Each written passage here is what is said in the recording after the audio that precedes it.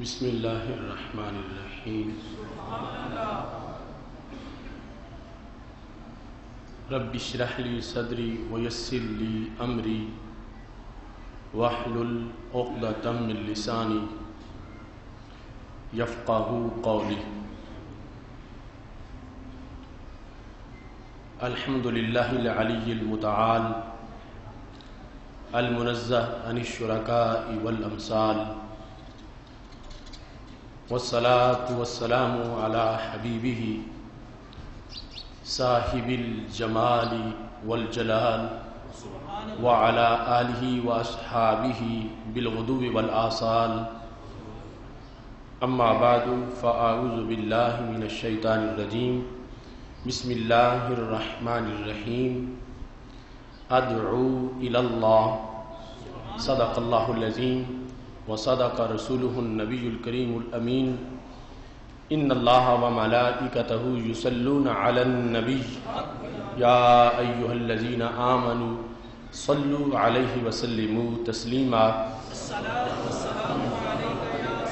الصلاۃ والسلام علیک یا سیدی یا رسول اللہ وعلی آلک واصحابک یا حبیب اللہ۔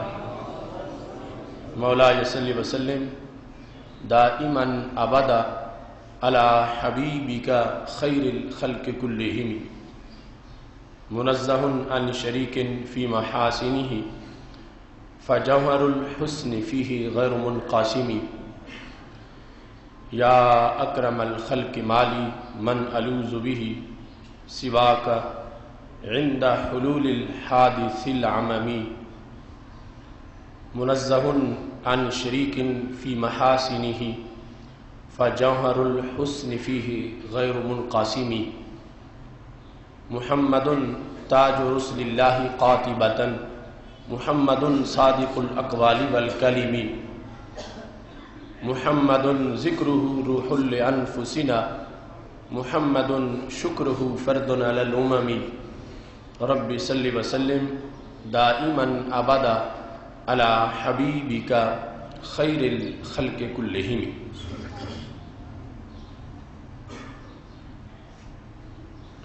توحید و رسالت کی خاطر، توحید و رسالت کی خاطر ہر باطل سے ٹکرائیں گے ہم، فکر مدینہ کا پرچم ہر چوٹی پہ لہرائیں گے۔ معبود فقط ہے ایک خدا، مسجود فقط ہے ایک خدا، ہم الا اللہ کی صداؤں سے سینوں کو پھر گرمائیں گے۔ کیوں شرک کے فتوے لگتے ہیں توحید کے ان مت والوں پر، ہم ان کج فکر خطیبوں کو راز توحید بتائیں گے۔ تعظیم نبی کا سنتے ہی جنہیں سوزش سی ہو جاتی ہے، شوق توحید کے شربت سے ہم ان کا روگ مٹائیں گے۔ ہم آل نبی کے مت والے، حسنین کے مشن کے وارث، ہم پھر سے شمر یزیدوں کو قربا کی شان بتائیں گے۔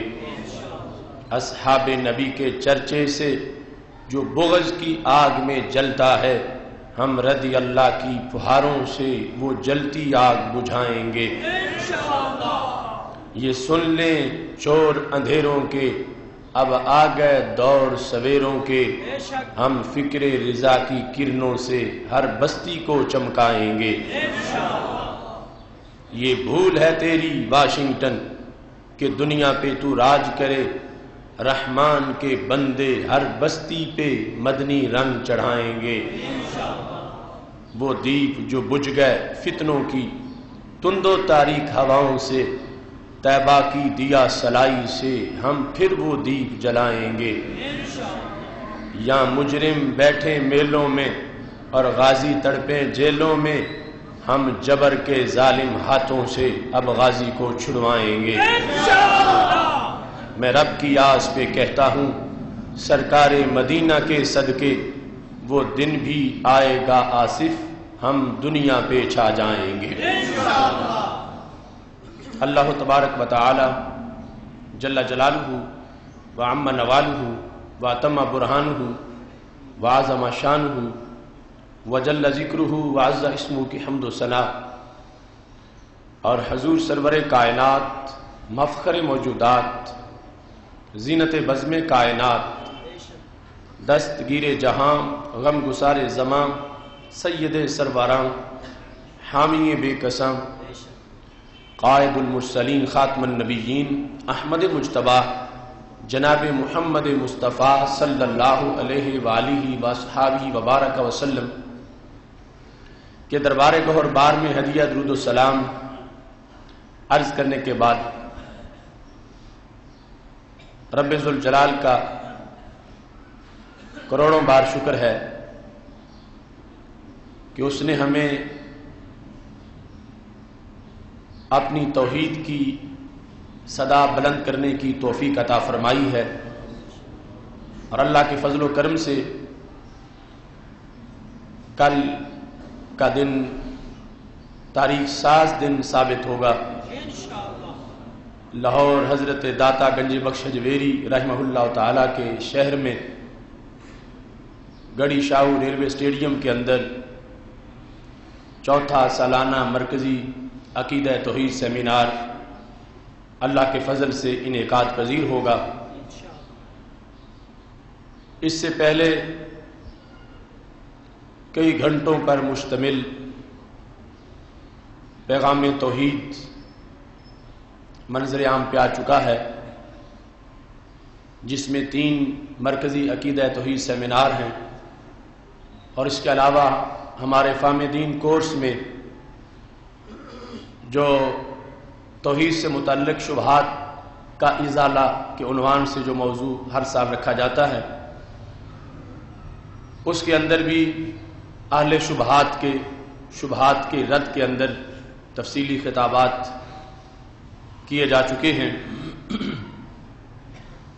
اللہ کے فضل و کرم سے میڈیا میں بھرپور کوشش سے مسئلہ توحید پر جو دھاندلی کی جا رہی تھی اس کو روکنے کے لیے ہم نے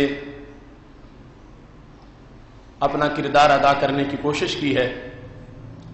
روزنامہ جنگ میں متعدد بار اس کی ایڈیشن آ چکی ہیں، اور آج کے روزنامہ اوصاف میں پورا پیج عظمت توحید کے نام سے دلائل سے بھرپور آج کے اس ایڈیشن میں اہل شبہات کے اعتراضات اور شبہات کا تحریری طور پر جواب دیا گیا ہے، اسے بھی ضرور پڑھیں۔ اور کل انشاءاللہ اسی موضوع پر الشرق کے اندر پورا ایڈیشن شائع ہو رہا ہے۔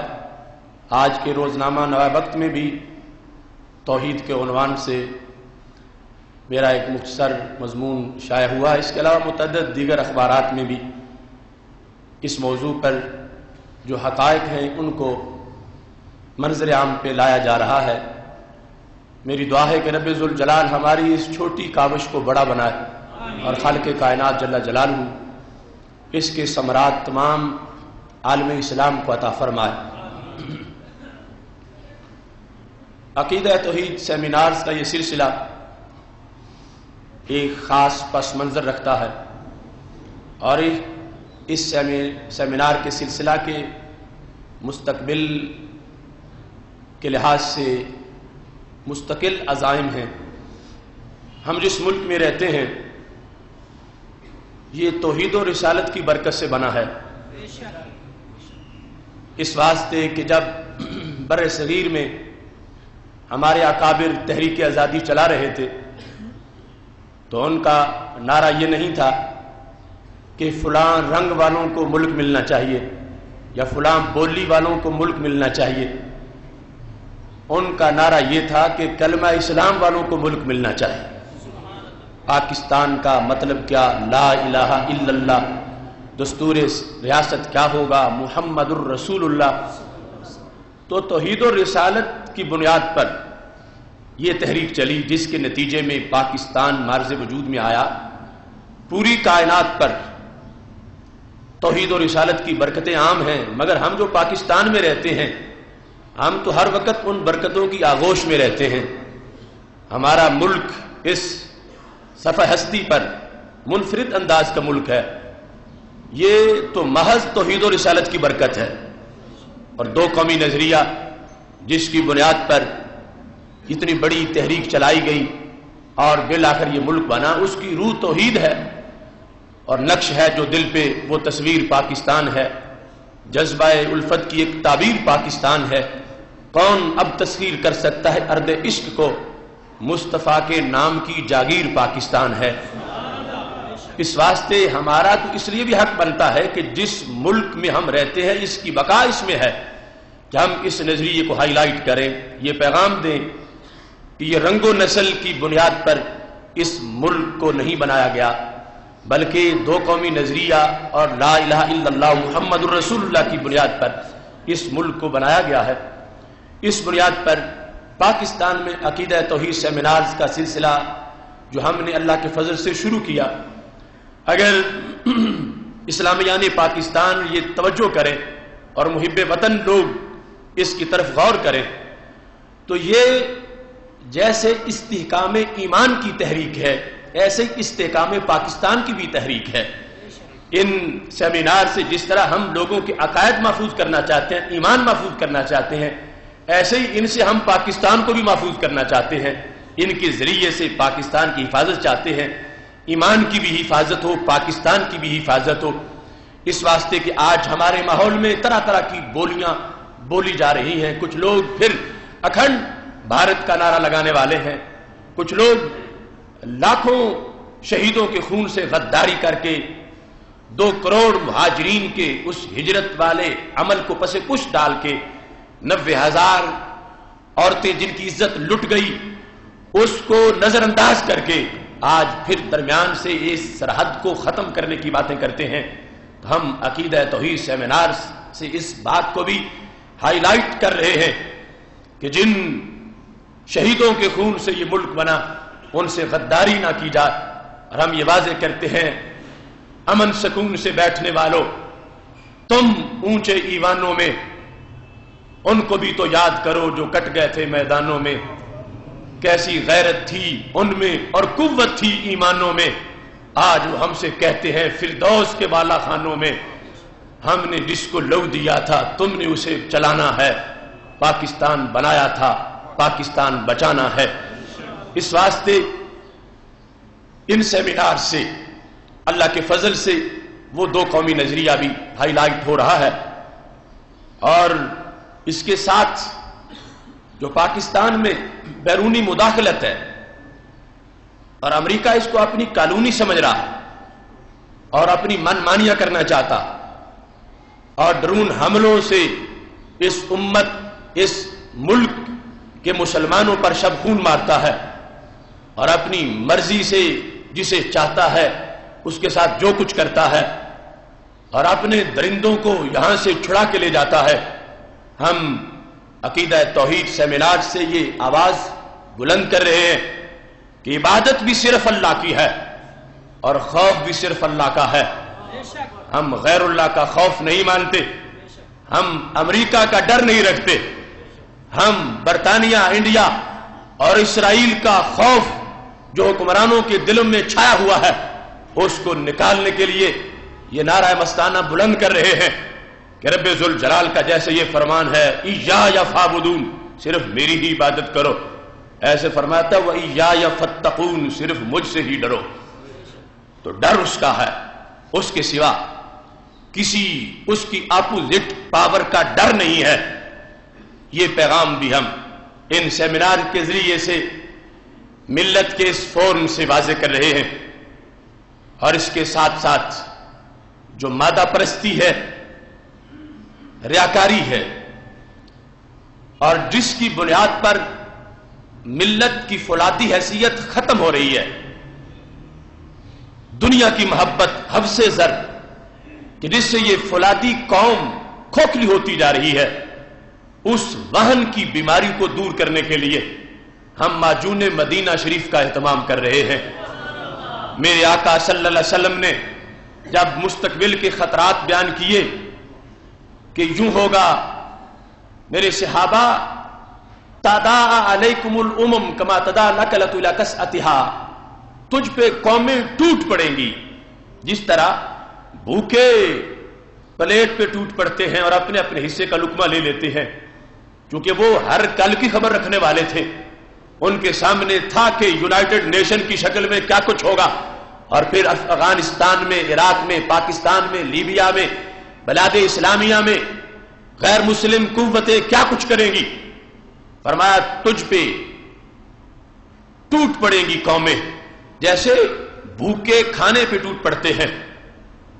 تو صحابہ کرام رضی اللہ تعالیٰ عنہ نے پوچھا من قلت نحن یومئذ، یا رسول اللہ صلی اللہ علیہ وسلم، آپ جس وقت کی بات فرما رہے ہو کہ یوں بے بسی ہوگی امت کی، کمزور ہو چکے ہوں گے، تو کیا کمزوری کی وجہ ان کی عددی قلت ہے کہ تعداد میں تھوڑے ہو جائیں گے، تھوڑی امت رہ جائے گی اور پھر یوں اس کی صورتحال ہوگی کہ جو چاہے گا ڈنڈا لے کے چڑھ جائے گا؟ تو میرے نبی علیہ السلام کی نگاہ نبوت نے دیکھا اور جواب دیا، دیکھو کتنا علم غیب ہے۔ فرمایا میرے صحابہ نہیں، میری امت تھوڑی نہیں ہوگی، بل انتم یومئذ لکثیر، فرمایا میری امت آج سے کہیں بڑی ہوگی۔ اب اس وقت صحابہ کرام رضی اللہ تعالی عنہم کی جو تعداد ہے وہ زیادہ سے زیادہ 1,24,000 کے قریب ہے، اور اب اس وقت مسلمانوں کی تعداد 1,56,00,000,000 ہے۔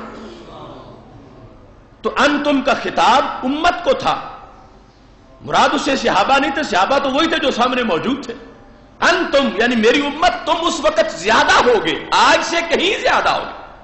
یعنی صحابہ کہہ رہے تھے ہم کسی کو اونچا بولنے نہیں دیتے، کیسر و کسرا کی نیندیں ہم سے حرام ہیں، ہم جدھر جاتے ہیں دھاک بٹھا آتے ہیں، اور محبوب آپ فرما رہے ہو کہ وہ امت کے گھروں میں آ کے تلاشی لینا شروع کر دیں گے، تو کیا امت تھوڑی ہوگی کہ یہ صورتحال بن جائے گی؟ فرمایا نہیں تھوڑی ہوگی، نہیں ہوگی، بل انتم یومئذ لکثیر، تم تو بہت زیادہ تعداد میں ہوگے، میری امت بہت بڑی ہوگی اس وقت۔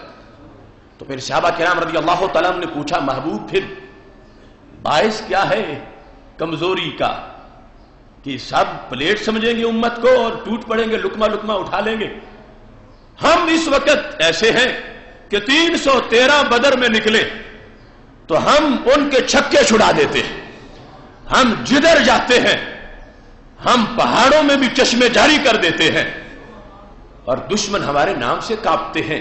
اس وقت یہ صورتحال کیوں ہوگی؟ اب دیکھو آج امریکی فوجیں مسلمانوں کے گھروں کی تلاشیاں، آج مسلم امہ کے بیٹے کیوبا کے پنجروں میں بند ہو جائیں، آج مسلمانوں کے گھر جہاں چاہے امریکی درندے حملہ کر لیں، یہ حالات نگاہ نبوت نے دیکھے ہوئے تھے۔ فرمایا یہ صورتحال ہوگی۔ پوچھا محبوب کیوں ہوگی؟ تم بیماری بھی میرے نبی علیہ السلام نے بیان فرما دی، فرمایا اصابہم الوہن، امت نہیں چھوٹی ہوگی، امت کے لوگ تو بہت زیادہ ہوں گے مگر ان کی فلاتی حیثیت ختم ہو جائے گی۔ صحابہ تم لوہے سے بھی زبردست ہو اور وہ ریت سے بھی کمزور ہوں گے، ان کو بیماری لگ جائے گی، کس چیز کی؟ وہن کی۔ اب وہن عربی زبان کا لفظ ہے مگر صحابہ کو اس کی سمجھ پوری نہیں آئی، انہوں نے پوچھا ومل وہن، یا رسول اللہ صلی اللہ علیہ وسلم وہن کیا ہوتا؟ تو میرے نبی علیہ السلام نے فرمایا حب الدنیا و کراہیت الموت۔ جس بیماری سے امت کمزور ہو جائے، جس بیماری سے میری امت پلیٹ کے لقمے کی طرح بن جائے، جس بیماری کی وجہ سے دوسری قومیں میری امت پہ حملہ آور ہوں گی اور جو چاہے ان کا وہ مرضی سے جو کریں گے، وہ وہن کی بیماری ان کو لاحق ہو جائے گی۔ وہ بیماری کیا ہے؟ فرمایا میری امت میں دنیا کی محبت آ جائے گی، حب الدنیا و کراہیت الموت، مرنے کو تیار ہی نہیں ہوں گے، موت یاد ہی نہیں ہوگی، یوں لمبی تان کے سوئیں گے جیسے انہوں نے دنیا سے جانا ہی نہیں۔ حب الدنیا و کراہیت الموت، پر دنیا کی محبت آ جائے گی، موت سے نفرت آ جائے گی۔ صحابہ تم لڑتے ہو اور موت کے شیدائی بن کے، جان دینا تمہارے لیے معمولی کام ہے اسلام کی خاطر، اور وہ تو جان بچانے کی کوشش کریں گے. جب طلحہ اسدی سے جو جھوٹا مدعی تھا نبوت کا لڑائی ہو رہی تھی صحابہ کرام رضی اللہ تعالیٰ عنہ کی, تو صحابہ بڑھ رہے تھے میرے نبی علیہ السلام کے وصال کے بعد کی بات, اور وہ مارے جا رہے تھے. اس نے میٹنگ بلائی اپنے سپاہیوں کی کہ کیا وجہ ہے, وہ مسلسل آگے بڑھ رہے ہیں, تم پیچھے ہٹ رہے ہو, مر رہے ہو. تو ان جھوٹوں میں سے ایک جھوٹے نے سچی بات کر دی, کہا کہ ان میں اور ہم میں فرق بڑا ہے. صحابہ جو ہم سے لڑ رہے ہیں, اور طلحہ ہم تیرے پجاری, ہمارا اور نعرہ ہے, ان کا اور نعرہ ہے. ان کا نعرہ کیا فرمایا, وہ موت کے ایسے شیدائی ہیں کہ ان میں سے ہر ایک یہ چاہتا ہے میری باری پہلے آئے, میرے دوست کی باری بعد میں آئے. اور ہم میں سے ہر یہ چاہتا ہے میں بچ جاؤں, میرا دوست مر جائے. وہ موت سے اتنا پیار کرتے ہیں اپنے نبی علیہ السلام کی عزت کی خاطر, اس واسطے وہ بڑھتے جا رہے ہیں, کامیاب ہوتے جا رہے ہیں, اور ہم ناکام ہوتے جا رہے ہیں. تو آج کے حالات میرے نبی علیہ السلام نے جو دیکھے, فرمایا امت کو وہن کی بیماری لگ جائے گی. 15ویں صدی کو دیکھ کے یہ نہیں فرمایا کہ امت مشرک ہو جائے گی. اگر ایسا ہونا ہوتا تو سرکار فرماتے صحابہ اب تو بڑی امت ہے, پھر تو چھوٹی سی رہ جائے.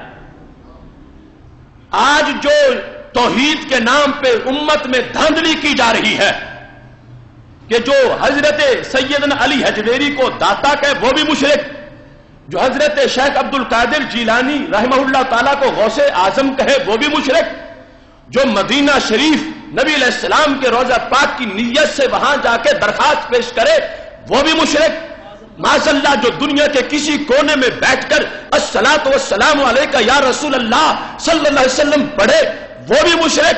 اگر یہ بات سچی ہوتی تو سرکار فرماتے میرے صحابہ امت تو تم سے بھی کہیں چھوٹی ہو جائے گی, کیونکہ اگر ان لوگوں کو امت سے نکال لیا جائے پیچھے تو ٹانگے کی سواریاں بھی نہیں بچتی, پیچھے تو بالکل محدود سے لوگ رہ جاتے ہیں. کیونکہ جو ہمارے مخالفین ہیں مسئلہ توحید میں, ان کی کتابوں میں لکھا ہے, ان کے اخبارات میں چھپا ہے. میرے پاس المدینہ اخبار کے وہ الفاظ موجود ہیں, کہتے ہیں اکثر بلاد اسلامیہ مشرک ہو گئے ہیں. اکثر بلاد اسلامیہ جو ویسے ہی کافروں کے شہر ہیں, ملک ہیں, وہ تو علیحدہ, ان کے نزدیک اکثر بلاد اسلامیہ کہ مسلمان ملکوں میں اکثریت مشرکوں کی ہے. معاذ اللہ, کیوں؟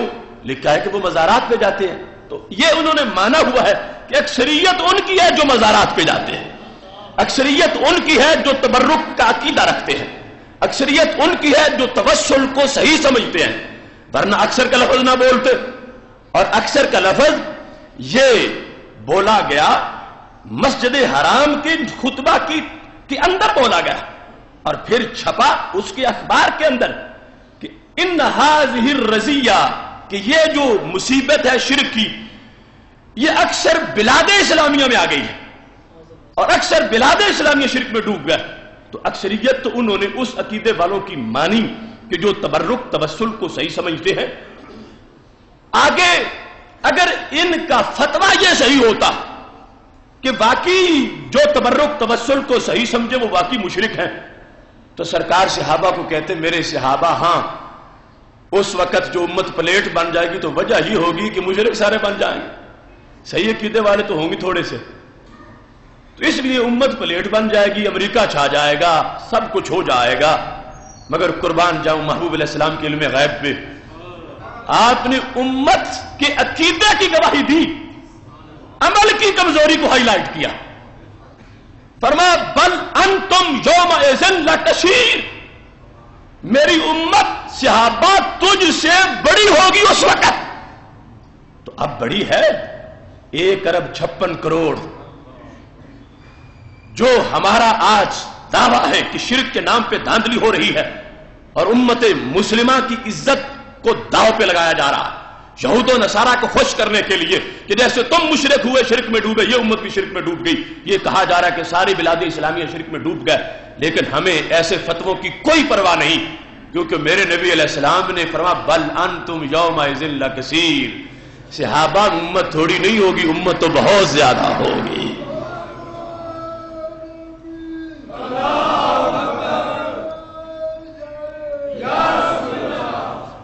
چلو اگر یہ بھی ہوتا کہ وہ اگر یہ کہیں کہ ہم تمہیں بیچ میں سے نکال لیتے ہیں، تمہارے علاوہ جتنے ہمارے عقیدے والے ہیں پوری دنیا میں وہ اکٹھے کریں تو 1,00,000 سے زیادہ بن جائیں گے، تو میں کہتا ہوں اگر یہ معاملہ ہوتا تو سرکار دو عالم نور مجسم شفیع معظم صلی اللہ علیہ وسلم 2 طرح کی تبلیغ کرتے کہ صحابہ کچھ تو امت ویسے ہی بگڑ جائے گی عقیدے کے لحاظ سے، اور کچھ جو ہے ان میں حب دنیا آ جائے گی۔ چونکہ حب دنیا چھوٹی بیماری ہے، شرک بڑی بیماری ہے، تو سرکار فرماتے میرے صحابہ امت اگرچہ تجھ سے کچھ بڑی ہوگی مگر اس وقت بیماریاں 2 ہوں گی کہ کچھ امت میں سے نکل جائیں گے، مشرک بن جائیں گے، اور کچھ دنیا کی محبت میں ڈوب جائیں گے۔ تو میرے نبی علیہ السلام نے 2 قسمیں نہیں بنائی کہ کچھ مشرک بنیں گے اور کچھ دنیا کی محبت میں ڈوبیں گے، قسم ایک ہی بنائی، فرمایا ہوں گے سارے ہی توحید پرست مگر دنیا دار بن جائیں گے۔ دیکھو صداقت، فرمایا حب دنیا آئے گی، ریاکاری آ جائے گی، پیسے سے پیار آ جائے گا، موت سے نفرت ہو جائے گی۔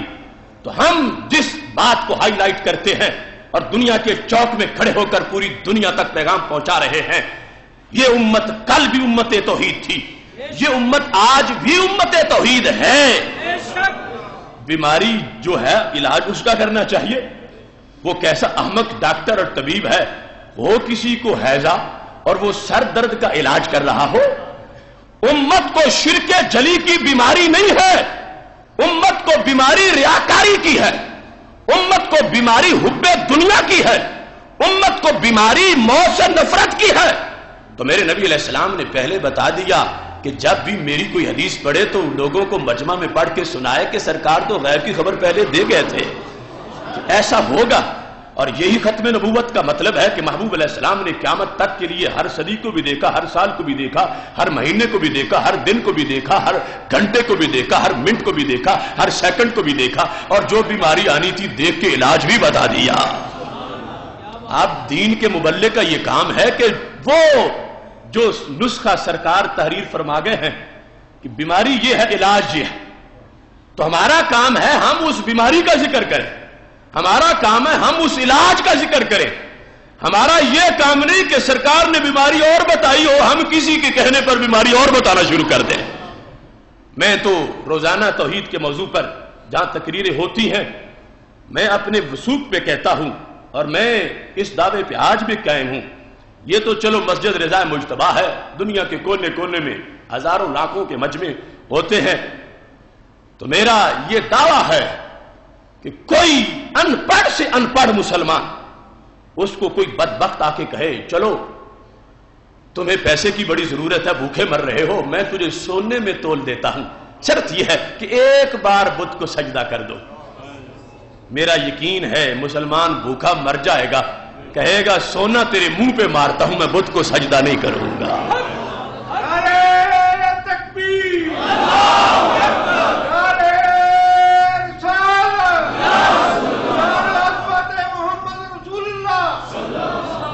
تو میرے نبی علیہ السلام نے فرمایا امت کو وہن کی بیماری لگے گی، یہ نہیں کہا کہ شرک کی لگ جائے گی۔ اگر شرک کی لگنی ہوتی تو وہن کی تو بیماری سے امت رہی تو پھر بھی امتی رہا نا۔ جو دنیا دار ہو یہ تو نہیں کافر ہو جاتا، جس کو پیسے سے پیار ہو رہتا پھر بھی مسلمان ہے، جو ریاکاری کر رہا ہے رہتا پھر بھی مسلمان ہے، اور مشرک تو مسلمان ہی نہیں رہتا۔ تو سرکار فرماتے میری امت تو تباہ و برباد ہو جائے گی، مشرک ہی ہو جائیں گے سارے، تھوڑے سے بچیں گے، ان میں دنیا کی محبت آ جائے گی۔ فرمایا نہیں صحابہ، وہن یہ ہے حب الدنیا و کراہیت الموت، جس سے میری امت کو نقصان پہنچے گا وہ کیا ہے؟ وہن کی بیماری ہے۔ اور وہن کی بیماری کیا ہے؟ میرے نبی علیہ السلام نے فرمایا دنیا کی محبت ہے، اور دنیا کی محبت ہے اور موت سے نفرت ہے۔ تو پھر ہم عقیدہ توحید سیمینار کو منعقد کر کے یہ بتانا چاہتے ہیں، یہ نہیں کہ ہم سمجھتے ہیں کہ میں اس سے بیماری سے بری ہوں اور باقی سارے مریض ہیں، نہیں، ہر ایک کے لیے اس نسخہ میرے نبی علیہ السلام نے دیا ہے، جس میں جس درجے کی ہو وہ اپنی اسی طرح کی معجون استعمال کرے۔ جو بڑا ریاکار ہے وہ بڑی پڑیا لے لے اور ریاکاری کو دور کرے، جو چھوٹا ہے وہ اس کے مطابق کوشش کرے ریاکاری دور ہو جائے۔ تو عقیدہ توحید سیمینار یہ معجون مدینہ شریف ہے، کس کام کے لیے؟ کہ دل سے غیر اللہ کو عبادت دکھانے کا جذبہ ختم کیا جا. نماز پڑھ رہے ہو تو یہ ہو کہ اللہ دیکھ رہا ہے، یہ نہیں کہ محلے والا دیکھ رہا ہے. نیکی کا کام کر رہے ہو تو یہ ہو کہ رب دیکھ رہا ہے، یہ نہیں کہ دوست کہیں گے کہ پیسہ بڑا دین کے نام پہ دیتا ہے. یہ علاج کرنے کی ضرورت ہے. چونکہ سرکار فرماتے ہیں کمزور اس لیے ملت ہو جائے گی. صحابہ تم 313 ہو، ہزاروں کو تم ناکو چنے چباتے ہو. کیوں؟ اندر سے مضبوط بڑے ہو کہ تم میری آکاری نہیں ہے. اور جب ریاکاری آ جائے گی تو فرما فلادی چیز بھی کمزور ہو جائے گی. اس لیے عقیدہ توحید سیمینار پاکستان کے ماحول میں عالم اسلام کے لیے ایک ابر کرم ہے اور ایک رحمت کے ماحول کا سندیشہ ہے کہ ہم یہ مجموعی طور پر بیٹھ کے اپنا علاج کرنا چاہتے ہیں. اور نسخہ ہمیں آج کے کسی ڈاکٹر نے نہیں دیا، سرکار مدینہ صلی اللہ علیہ وسلم نے عطا فرمایا. اور ہم بھول گئے اس نسخے کو اور ہم نے حکیموں طبیبوں کے دروازے جا کے کھٹکانا شروع کر دیے کہ عزت کیسے اس امت کو ملے گی. کوئی کہتا ہے برطانیہ سے لیتے ہیں پڑیا، کوئی کہتا ہے امریکہ سے لیتے ہیں، کوئی کہتا ہے انڈیا سے لیتے ہیں. میں نے کہا مدینہ شریف سے لیتے ہیں. ماہ مدینہ اپنی تجلی عطا کرے. یہ ڈھلتی چاندنی تو پہر دوپہر کی ہے، باقی سب عارضی ہے، اصل نور مدینہ شریف کا ہے. اس واسطے حب الدنیا و کراہیت الموت ہم اس کو ذکر کریں گے تو پھر توجہ ہوگی. اور اگر یہ کتابوں میں باتیں بند رہے تو پھر تو ہوش ہی نہیں آئے گا اور یہ دنیا کی محبت اور مادہ پرستی کی دھول ہمیں ڈبو کے لے جائے گی.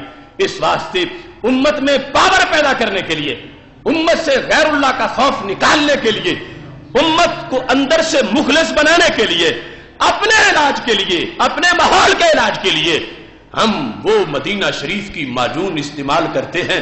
اللہ کا فضل ہے ہزاروں کو شفا ملتی جا رہی ہے. ایسے ہی اس سیمینار میں جو سلسلہ ہے وہ ہمارا مقصد ہے کہ شرک کے نام پر جو دھاندلی ہو رہی ہے کہ جو شرک نہیں اسے بھی شرک بنایا جا رہا، اس دھاندلی کو روکا جائے. چونکہ شرک اتنا قابل مذمت ہے. ان اللہ لا یغفر ان یشرک بہ ویغفر ما دون ذلک لمن یشاء. شرک نہیں بخشا جائے گا، شرک نہیں معاف ہوگا. اللہ کسی مشرک کو معاف نہیں کرے گا، لیکن فرمایا اس کے علاوہ باقی جو جرم ہے رب جس کے چاہے گا معاف فرما دے گا. جس کے چاہے گا معاف فرما دے گا مطلب کیا ہے کہ وہ تھا اپنی بد عملیوں کی وجہ سے، گناہوں کی وجہ سے جہنم کا مستحق تھا، مگر رب پہ لازم تو نہیں کہ گناہگار کو جہنم ضروری بھیجے. یہ اہل سنت و جماعت کا عقیدہ، اس پہ کچھ بھی لازم نہیں، وہ اپنی مرضی سے جو چاہے کرے. تو یہ نہیں کوئی کہہ سکتا معاشر کے دن کہ اے اللہ تو نے کہا تھا جو جھوٹ بولے گا میں اس کو سزا دوں گا، اب تو چھوڑ کیوں رہا، سزا ضرور دے. اہل سنت کا عقیدہ ہے اس پہ کچھ بھی لازم نہیں، مرضی ہے تو سزا دے، مرضی ہے تو نہ دے. تو اس واسطے اگر وہ چاہے گا تو لاکھوں کروڑوں گنہگاروں کو جہنم بھیجے بغیر ہی جنت دے دے گا، اور چاہے گا تو جہنم میں بھیج کے سزا دے کے ستھرا کر کے پھر جنت میں بھیج دے گا. جہنم میں دائمی طور پر کافر مشرک رہے گا، مومن دائمی طور پر جہنم میں نہیں رہے گا. شرک وہ جرم ہے کہ جس کی وجہ سے، کفر و شرک کی وجہ سے بندہ دائمی جہنمی معاذ اللہ بن جاتا. اس واسطے اس کی جتنی مذمت ہو تھوڑی ہے اور اس سے اجتناب دور رہنا ہر حال میں لازم ہے. لیکن اس کا یہ مطلب نہیں ہے کہ اس کے ڈراوے میں باقی سب کچھ ہضم کر دیا جائے اور جو شرک نہیں اسے بھی شرک کہہ دیا جائے. کسی آنے والے طوفان کا ڈراوا دے کر ناخدا نے مجھے ساحل پہ ڈبونا چاہا. آج صورتحال یہ ہے کہ اگر تبرک کا عقیدہ ہوگا تو آگے کہتے ہیں چلتے چلتے چلتے چلتے چلتے یہی شرک بن جائے گا، تو لہذا یہ صحابہ والا عقیدے چھوڑ دو. تو ہم نے کہا نہیں، جو صفہ سے دین چلا اسی صورت میں، اسی شکل میں برقرار رکھا جائے گا.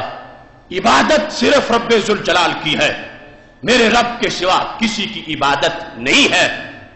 لیکن مدد رب چاہتا ہے تو خود کرتا ہے، چاہتا ہے تو اپنے بندوں سے کروا دیتا ہے. عزت اللہ کی ہے مگر عزت عبادت کی طرح کی نہیں. کہ جیسے اللہ کے سوا کوئی معبود نہیں، ایسے اللہ کے سوا کوئی عزت والا بھی نہ ہو۔ آج دھاندلی یہ ہو رہی ہے کہ قرآن میں جو باتیں اللہ تعالیٰ کے لیے آتی ہیں انہیں معیار الوہیت بنا لیا جاتا ہے، حالانکہ رب کا مقصد یہ نہیں ہوتا کہ اپنے سوا اپنوں کی بھی نفی کرے، اللہ کا مقصد ہوتا ہے غیروں کی نفی کرے۔ اور لوگ کہتے ہیں کہ جب غیروں کی نفی ہے تو اپنوں کی بھی نفی ہے، اور پھر اگر کوئی اپنے میں وہ وصف مانتا ہے تو اس کو مشرک بنانا شروع کر دیتے ہیں۔ تفصیلاً بات تو سیمینار میں ہوگی۔ اب دیکھو قرآن مجید میں ان العزت للہ جمیعا، یہ سارے لفظ تم کو اردو میں آتے ہیں۔ ان کا معنی تو سب کو ہی آتا ہے بے شک، عزت کا معنی عزت ہے، للہ کا معنی اللہ کی ہے، جمیعا کا معنی ہے ساری۔ تو عزت ساری کس کی ہے؟ عزت ساری کی ساری کس کی ہے؟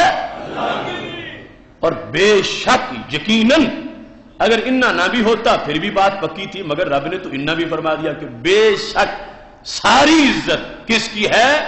اللہ کی۔ اب جو چھڑی لے کے آج کا وہ شرکیہ ٹولہ امت کو ہانکنا چاہتا ہے کہ اگر تبرک مانو پھر بھی مشرک، توسل مانو پھر بھی مشرک، بتوں کا بھی ایک جیسا اور ولیوں کا بھی معاملہ ایک جیسا ہے، ایک ہی چھڑی سے ہانک رہے ہیں سب کو، تو ان کے مطابق جب یہ کہا گیا کہ عزت ساری اللہ کی ہے تو اب ظاہر ہے کہ جو چیز اللہ کی ہو اور ساری ہو تو اللہ کے علاوہ کسی کے لیے مانیں گے تو کیا بن جائے گا؟ شرک بن جائے گا، واضح سی بات۔ جو شے اللہ کی ہے اور ہے بھی ساری، ساری کا مطلب ہے مثال کے طور پر اگر اس کے کروڑ فرد ہیں تو ان کروڑ میں سے ایک بھی اللہ کے سوا کسی کا نہیں، سارا کروڑ اللہ کا ہی ہے۔ اگر عزت کی کروڑ قسمیں ہیں، عزت کے کروڑ درجے ہیں، عزت کے 1 ارب خرب درجے ہیں تو وہ سارے اللہ کے ہیں، ان میں سے ایک بھی عزت اللہ کے علاوہ کسی کی نہیں۔ یہ آیت، اب اس کا نتیجہ ان کے اسلوب کے مطابق کیا نکلے گا کہ جو باپ کی عزت کرے وہ بھی مشرک، جو ماں کی کرے وہ بھی مشرک، جو استاد کی کرے وہ بھی مشرک، جو بڑے کی عزت کرے وہ بھی مشرک، کیونکہ نہ بڑا اللہ ہے، بڑا بھائی، بڑا کوئی رشتہ دار۔ اللہ ویسے تو بڑا ہے سب سے، لیکن جو رشتے میں بڑا ہے وہ اللہ تو نہیں ہے۔ بڑا بھائی ہو، بڑا دوست ہو، بڑا مسلمان ہو، باپ، ماں، استاد، پیر، یہ سارے اللہ نہیں ہیں، یہ اور ہیں۔ تو عزت کس کی ہے؟ ساری۔ تو اللہ کی عزت کا مطلب جو ان لوگوں نے سمجھا ہوا وہ یہ ہے کہ اگر اللہ کے سوا کسی کی کریں گے تو کیا ہو جائے گا؟ شرک۔ تو پھر قدم قدم پہ شرک، گھر جاتے شرک، گھر سے آتے شرک، مدارالعلوم میں جاتے شرک، جو کسی استاد کے لیے اٹھ کے کھڑا ہو وہ بھی شرک، جو کسی کو کہے کہ تم باعث عزت ہو، بڑے معزز انسان ہو، وہ بھی شرک، چونکہ عزت ہے یہ ساری اللہ کی۔ اب یہ ہے انداز دھاندلی کو روکنے کا۔ ہمارا اسلوب کیا ہے؟ ہمارا بیان انداز توحید کیا ہے؟ ہم کہتے ہیں بے شک قرآن میں انا بھی ہے، للہ بھی ہے، جمیعہ بھی ہے، کہ عزت بے شک ساری اللہ کی ہے، مگر یہ کہہ کے رب نفی غیروں کی کر رہا ہے، اپنوں کی نفی نہیں کر رہا۔ جھگڑا صرف ہمارا یہی ہے ان لوگوں سے، وہ کہتے ہیں اپنوں کی بھی کر رہا ہے غیروں کی بھی کر رہا، اپنوں کی بھی کر رہا ہے غیروں کی بھی کر رہا ہے۔ کیوں؟ وہ کہتا ہے لکھا ہوا تو نہیں اپنوں کا علیحدہ معاملہ، وہاں تو لکھا ہے ساری اللہ کی ہے، اور تم اپنوں کو بیچ سے نکالنا چاہتے ہو، اپنوں کا لکھا ہوا نہیں۔ تو ہم نے کہا آیات آیات کی تفسیر کرتی ہے، آیات کو مانے تب جا سکتا جب اپنوں کو اس سے نکالو گے، ورنہ مانے نہیں جا سکتا۔ کیوں؟ 3 جگہ قرآن کہتا ہے کہ بے شک عزت ساری اللہ کی ہے، اور چوتھی جگہ کیا کہتا ہے؟ للہ العزت ولرسولہ وللمؤمنین ولکن المنافقین لا یعلمون۔ اب دیکھو قرآن ہے، قرآن سے باہر تو نہیں، لوگ کہتے تم اپنی جیب سے لگا کے پشرے لگاتے ہو اور توحید بیان کرتے ہو. میں نے کہا جیب سے نہیں، رب کے قرآن سے پڑھ رہا. 3 جگہ یہ ہے کہ عزت ساری اللہ کی ہے. اب اللہ کی ہے کا جو مطلب وہ لیتے ہیں وہ کیا ہے کہ اللہ کے سوا نہ کسی اپنے کی ہے نہ کسی بیگانے کی ہے. تو پھر تو قرآن آپس میں ٹکرا جائے گا، کیونکہ چوتھے مقام پر رب کہتا ہے میں نے نفی جو کی تھی غیروں کی تھی، اپنوں کی تو نہیں کی تھی. للہ العزہ، عزت اللہ کی بھی ہے، اور والے رسول ہی، عزت اس کے رسول علیہ السلام کی بھی ہے. اور پھر فرمایا وللمؤمنین، کروڑوں ایمان والوں کی بھی ہے. اب دیکھو نا قرآن پڑھنے میں فرق کتنا ہے. ان کے لحاظ سے پڑھے تو رب کے سوا کسی ایک کی بھی عزت مانے تو مشرک بن جائیں، اور ہمارے مطابق پڑھے تو رب کے سوا کروڑوں کی عزت مانے پھر بھی مسلمان ہی رہے ہیں. کیوں؟ اللہ نے کہہ کے انا بھی جمیعہ بھی دوسری آیت بتاتی ہے کہ رب کی مرضی نہیں کہ اپنوں کو نکالے، مرضی ہے غیروں کو نکالے. اس نے یہ فرما کہ ان العزت للہ جمیعہ، بے شک عزت ساری اللہ کی ہے. تو رب نے کیا کہا؟ عزت ابو جال کی نہیں، عزت عتبہ کی نہیں، عزت شیبہ کی نہیں، عزت عبداللہ بن ابی بن سلول کی نہیں، عزت عزا کی نہیں، عزت لات کی نہیں، عزت منات کی نہیں. اور فرما عزت میرے محبوب کی ہے، عزت صدیق و عمر کی ہے، عزت عثمان و علی کی ہے، عزت طلحہ و زبیر کی ہے، عزت غوث پاک کی ہے، عزت داتا حجویری کی ہے. قیامت تک کے ہر مومن کا نام لے لیا.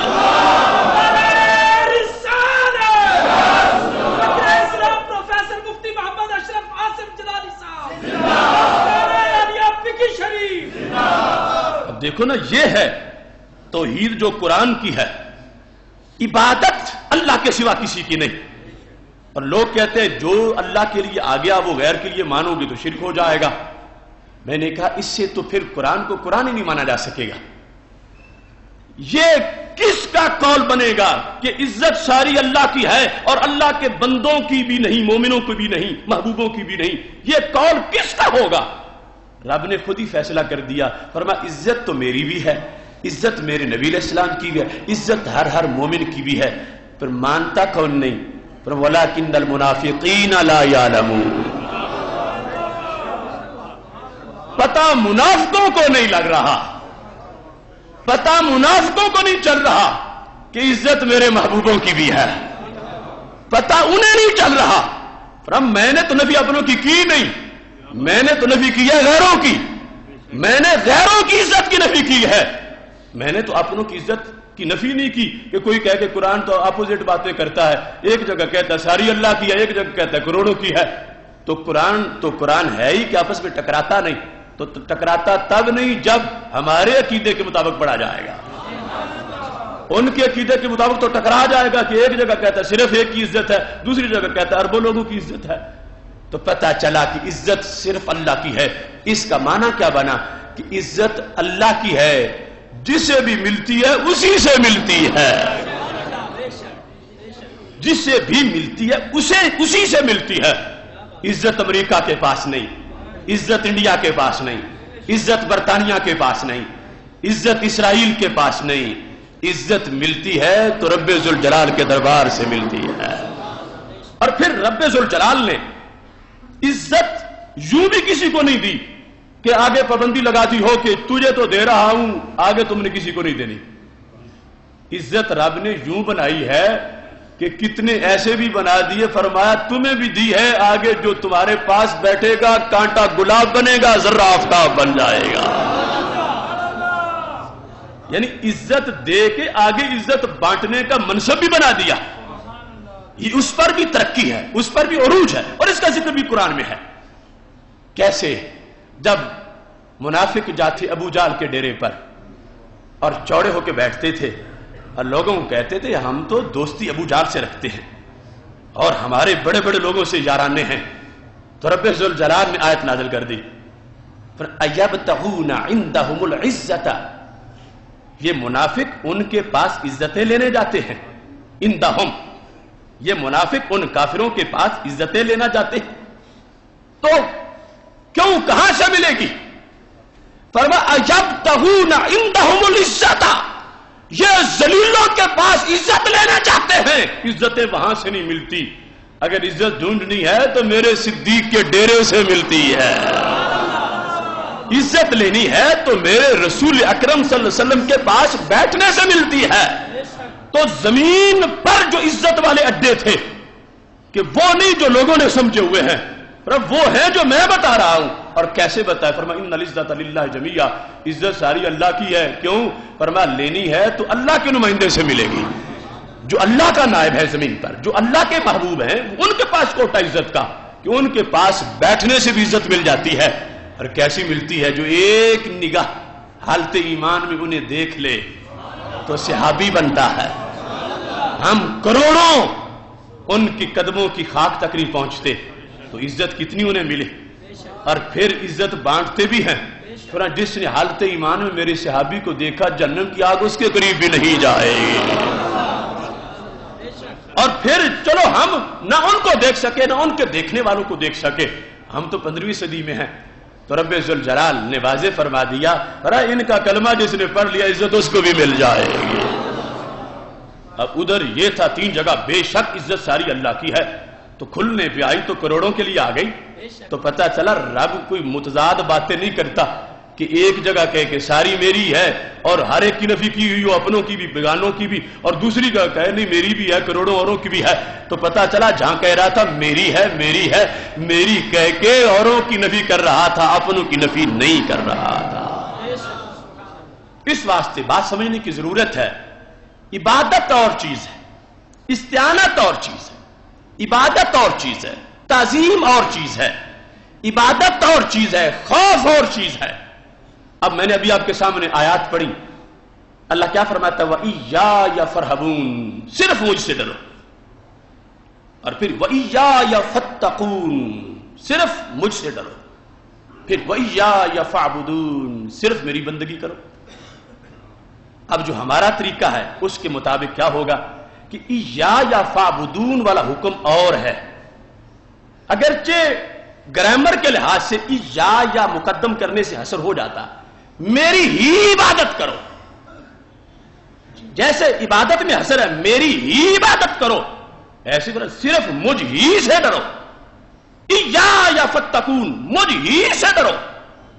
اب جو کہتے ہیں کہ جیسے ہی ایسی ترکیب آئے گی تو اللہ پر بات بند ہو جائے گی، غیر میں مانیں گے کسی کے اندر بھی تو مطلقاً شرک ہو جائے گا، تو میں کہتا نہیں، رب یہ کہہ کے إِيَّايَ فَاعْبُدُونَ بات اور طرح کی کر رہا ہے، إِيَّايَ فَاتَّقُونَ کہہ کے بات اور طرح کی کر رہا ہے، إِيَّايَ فَاعْبُدُونَ میں یہ کر رہا ہے کہ میری ہی عبادت ہے، میرے سوا نہ کسی اپنے کی عبادت ہے نہ کسی بیگانے کی عبادت ہے۔ وہاں حصر پورا، معبود صرف میں ہوں، معبود کوئی بت بھی نہیں، معبود کوئی نبی بھی نہیں۔ لیکن جہاں ڈر کی بات ہے وہاں غیروں کی نفی کر رہا ہے، اپنوں کی نفی نہیں کر رہا۔ صرف مجھ سے ڈرو، صرف مجھ سے ڈرو۔ یہ نہیں کہا کہ اپنے باپ سے نہ ڈرو، یہ نہیں کہا کہ اپنے استاد سے نہ ڈرو، یہ کہا ہے کافروں سے نہ ڈرو، یہ کہا ہے امریکہ سے نہ ڈرو، یہ نے کہا ہے یہود و نصارہ سے نہ ڈرو۔ اب یہاں پر اپنے خوف میں کہ مجھ ہی سے ڈرو، اگر نفی کی ہوتی اپنے بندوں کا جو ڈر ہے بندوں کے لیے، تو پھر کسی کو رب ذوالجلال اپنی طرف سے نگہبانی نہ دیتا، خوف نہ دیتا کہ اس کا خوف طاری ہو۔ میرے نبی علیہ السلام نے تو یہاں تک فرمایا ہے، چلو حکمران ہونا تو بڑی بات ہے، ایک محلے کا حکمران، ایک صوبے کا حکمران، ایک ملک کا حکمران، پوری دنیا کا حکمران اگر کوئی بن جائے اسلامی ہو تو اس کا خوف کتنا رعایا کو چاہیے، یہ تو دور کی بات ہے۔ میرے نبی علیہ السلام فرماتے ہیں کوئی بندہ میرا امتی جس کے کا بال بچہ ہے پر اس کا خوف اس کے گھر والوں کو ہونا چاہیے، اس کی بیوی کو بھی اس کی بچوں کو بھی خوف اس کا ہونا چاہیے۔ کیوں؟ فرمایا علق صوتک حیث رآہ اہلک، اپنا کوڑا گھر میں وہاں لٹکاؤ جہاں تمہارے بیوی بچے اس کو دیکھ رہے ہو۔ یعنی تمہارا روب ہونا چاہیے، تمہارا خوف ان پہ طاری ہونا چاہیے. یہ مراد نہیں کہ انہیں کبھی بھی مسکراتے چہرے سے نہ بولے اور ہر وقت تیری چڑھا رکھے، یہ مطلب نہیں ہے. ان سے مسکرا کے بولے گا تو نفلوں کا ثواب ملے گا. تو مسکرانا اور ہے، ہیبت کا ہونا اور ہے. تو پتا چلا کہ والد کا خوف ہو اولاد پر، رب حکم دے رہا. استاد کا خوف ہو شاگرد پر، رب حکم دے رہا ہے.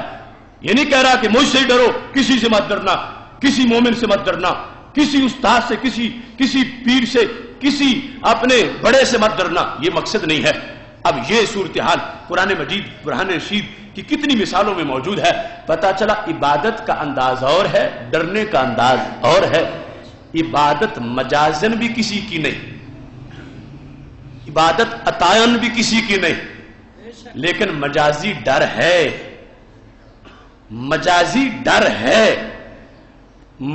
مددگار مجازی ہے مگر معبود مجازی نہیں ہے. دوسری کمپنی سب کچھ ایک جگہ کے بنا رہی ہے، تو ہم کہتے ہیں آیات ایک تو پوری پڑھو، ادھوری نہ پڑھو، اور دوسرا آیات کو آیات سے ملا کے پڑھو. جو قرآن بتانا چاہتا وہ پڑھو. اور اب جو میں نے مثال آپ کو بیان کی عزت والی، کبھی آپ نے اس کا سٹیکر چھپا ہوا دیکھا کہ کسی جعلی توحید پرست نے یہ سٹیکر چھپوائے ہوں کہ من دون اللہ کی عزت چھوڑ دو، عزت صرف اللہ کی. آگے تینوں آیتیں لکھ دے کہ قرآن کا حکم ہے کہ عزت صرف اللہ کی ہے، لہذا ہم التماس کرتے ہیں کہ کوئی باپ کی عزت نہ کرے، کوئی استاد کی عزت نہ کرے، کوئی اپنے بڑے کی عزت نہ کرے. کیا کبھی ایسا ہینڈ بل، کوئی ایسا سٹیکر آپ نے دیکھا؟ تو آخر یہ آیت بھی تو قرآن کی ہے جو اللہ کی ایک صفت کو بیان کر رہی ہے اور اللہ کے لیے کہ بے شک عزت ساری اللہ کی ہے. تو اس آیت کا بھی تو حق ہے کہ اللہ کی توحید بیان کرتے ہوئے کہا جائے کہ لوگ جو ہے وہ غیروں کی عزت کرنا شروع ہو گئے ہیں، عزت تو ہے ہی صرف اللہ کی. تو اگر ان کے دل میں توحید کی حقیقی محبت ہوتی، جو داتا صاحب کے خلاف پوسٹر شائع کریں، جو رقصوں کے پیچھے حرام کی سکرینیں لگائیں، اگر واقعی دل میں اللہ کی محبت ہوتی تو پھر یہ بھی تو 2-4 سکرینیں لگا دیتے کہ رب کے سوا ہر ایک کی عزت حرام ہے. کوئی بڑے کی بھی نہ کرے، کوئی استاد کی بھی نہ کرے، کوئی قاری صاحب کی نہ کرے، کوئی خطیب صاحب کی نہ کرے. وہاں توحید کہاں گئی؟ صرف اس ڈر میں کہ پھر ہماری عزت کوئی نہیں کرے گا. پھر ہماری عزت کون کرے گا؟ ہم ہی تو چھاپ کے دکھائیں کہ عزت ہے ہی صرف اللہ کی. تو لوگ ہیں تم بھی تو اللہ نہیں ہو، پھر ہماری کون کرے گا؟ دیکھو اندر کے مریض، اگر توحید سے پیار ہوتا تو تقریر میں مجمع عام میں کہتے آج میرا کوئی مقتدی آج کے بعد میری عزت نہ کرے، کیونکہ عزت تو ساری اللہ کی ہے. قرآن کہتا ہے میں قرآن کے خلاف نہیں چل سکتا. تم نے کبھی کسی توحید خالص بیان کرنے والے کو یہ تقریر کرتے سنا؟ کبھی نہیں بولیں گے. داتا کے خلاف آیتیں پڑھے، اپنے خلاف کیوں نہیں پڑھتے؟ اپنے مدارس میں قانون بنائے کہ کوئی شاگرد کسی استاد کی عزت نہ کرے، کوئی غیر مقلد، کوئی ان کے مسلک کا اپنے کسی بڑے کی عزت نہ کرے. کیوں؟ قرآن کہتا ہے عزت ساری اللہ کی ہے. تو وہاں تو خود بخود من پرستی نے مطلب سمجھایا ہے کہ جو نفی ہے وہ اوروں کی ہے، ہماری نفی نہیں ہے. نفی بتوں کی ہے، نفی ابو جال کی ہے، نفی جو ہے وہ غیر مسلموں کی ہے، نفی ہماری نہیں. ہم تو ایمان والے ہیں، ہم خطیب ہیں، ہم امام ہیں، ہم شیخ الحدیث ہیں، ہم بڑے ہیں، ہماری عزت ہونی چاہیے. اگرچہ قرآن کہتا ہے مگر اس سے اتنا نکال لو علیحدہ. تو میں کہتا ہوں اگر تمہاری طبیعت کا یہ تقاضا ہے کہ تم نکل جاؤ باہر، اس نفی سے تمہیں نکال لیا جا جس کے اندر کہا گیا عزت ساری اللہ کی ہے، اللہ کے سوا اور کسی کی نہیں. وہ کہتے ہیں اور کسی کی نہیں، اس میں سے ہمیں مستثنا کر دو کہ اوروں کی نہیں مگر ہماری ہے. تو میں کہتا ہوں اگر تمہاری ہے تو پھر رب کے پیاروں کی بھی ہے. تم اپنے لیے کہاں سے لے آئے ہو؟ آیت تو یہ کہہ رہی ہے کہ عزت ساری اللہ کی ہے، اور اگر تم اپنے آپ کو نہ بچاؤ تو تمہارا گزارا نہیں ہوتا. تو ہم اگر داتا صاحب کا نام لیں تو ہمارا گزارا بھی نہیں ہوتا، ان کا نام نہ لیں تو ہمارا گزارا بھی نہیں ہوتا. بات صرف اتنی ہے، وہ توحید کا نام استعمال کرتے ہیں اور اپنی عزت کا مطلب آئے تو آیتیں جو ہے ان کا ایک مطلب خود ہی سمجھ جاتے ہیں، اور پھر دوسری آیت مقابلے میں لا کے کہتے ہیں کہ آیت تو دوسری بھی ہے، لہذا اس کو سمجھنے کے لیے وہ پڑھو۔ تو ہم کہتے ہیں اپنی شان کے لیے یہ طریقہ بتاتے ہو تو نبی علیہ السلام کے مقام کے لیے بھی یہی طریقہ بتا دو لوگوں کو کہ نفی بتوں کی ہے، نفی طاغوت کی ہے، نفی کافروں کی ہے، نفی مدینے والی سرکار کی نہیں ہے صلی اللہ علیہ وسلم۔ تو اس واسطے یہ طریقہ سمجھانے کی ضرورت ہے، ہائی لائٹ کرنے کی ضرورت ہے کہ رب ذوالجلال کے قرآن کا اسلوب کیا ہے۔ خالق کائنات جل جلالہ واضح فرما رہا ہے کہ بے شک عزت ساری اللہ کی ہے، لیکن اس کے باوجود یہ لوگ جو کہتے ہیں ہر وقت من دون اللہ من دون اللہ من دون اللہ اور غیر اللہ کرتے رہتے ہیں، یہاں کیوں اتنے مقدس بن جاتے ہیں؟ کیا یہ غیر اللہ نہیں ہے؟ یہ من دون اللہ نہیں ہے؟ کیوں عزت کرواتے ہیں؟ حکم تھا کہ عزت ساری اللہ کی ہے۔ تو اپنی ذات بچانے کے لیے اگر قرآن کی دوسری آیت نظر آ جاتی ہے تو پھر اللہ کے محبوبوں کی شان کے لیے بھی نظر آنی چاہیے، ورنہ پتہ چلے گا کہ مجبوری شریعت کی نہیں، مجبوری گندی طبیعت کی ہے۔ شریعت کا تو ویسے نام لیتے ہیں، اگر شریعت کا نام اپنے طور پر جیسے بھی تھے سچا لیتے ہوتے تو پھر اپنی بھی عزت بھی کرواتے کہ عزت تو ساری اللہ کی، ہم سارے بھی عزت ہیں۔ یہ کیوں نہیں کہتے؟ جب کہتے ہیں کہ ہم توحید بیان کرتے ہیں کہ یہ اللہ کے سارے ولی کچھ نہیں کر سکتے، کہتے ہیں ہم یہ توحید بیان کر رہے ہیں، تو یوں توحید بیان کریں نا کہ عزت ساری اللہ کی ہے اور ہم سارے بھی عزت ہیں، اس واسطے توحید کی خاطر ہماری عزتیں چھوڑ دو۔ تو جب ایسا نہیں کر رہے اور اس کو پھر قرآن ہی سے ثابت سمجھتے ہیں تو پتہ چلا کہ رب ذوالجلال نفی غیروں کی کر رہا ہے، اپنوں کی نفی نہیں کر رہا۔ ہاں کسی کے نزدیک اس کی اپنی ذات مقدم ہے، ہمارے نزدیک اپنی ذات مقدم نہیں، محبوب کی بات مقدم ہے۔ اس بنیاد پر عقیدہ توحید سیمینار یہ ایک تسلسل ہے جس کے اندر یہ چند فوائد اس کے میں نے جو اس کے مقاصد ہیں وہ بیان کیے۔ اللہ کے فضل سے جب تک جان میں جان ہے یہ آواز گونجتی رہے گی اور ہم ان کا تعاقب کریں گے جنہوں نے خواہش، پیسے اور سیاست کی بنیاد پر اس دین کو اپنی مرضی کے مطابق ڈھالنا چاہا اور اس امت پر شرک کے فتوے لگا دیے۔ میرا یہ نعرہ ہے، یہ امت کل بھی امت توحید تھی، یہ امت آج بھی امت توحید ہے۔